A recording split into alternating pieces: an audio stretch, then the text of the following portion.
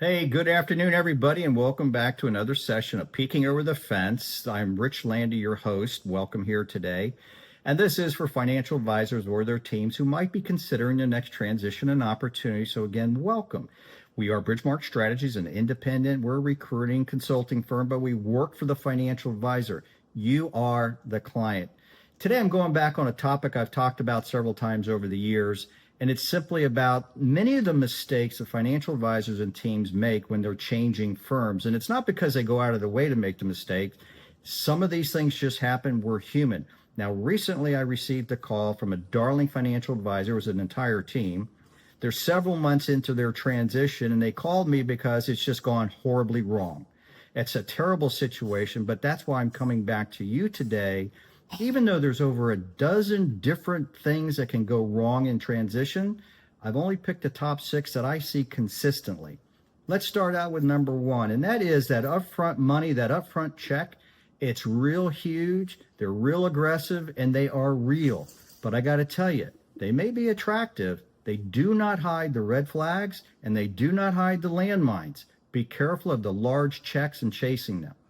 Number 2, I have a friend that went there or an associate went there. Well, what works for that advisor may not work for you. Remember, your personality, your practice, your model and needs are not going to be the same as the other advisor. It's impossible that that advisor's practice is just like yours. So be careful on that one.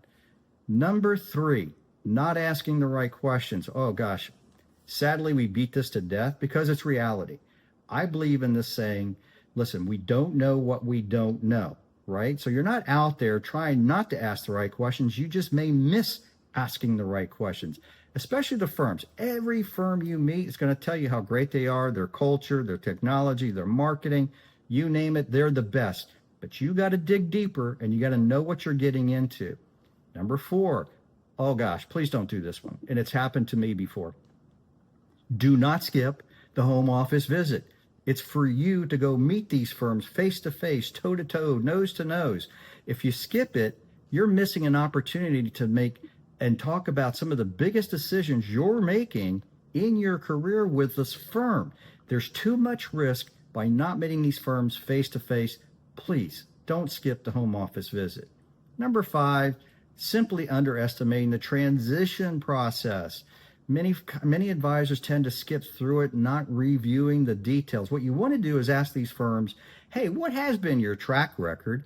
Don't tell me about all the great transitions and why they went so well in 1 week or 30 days, whatever it is.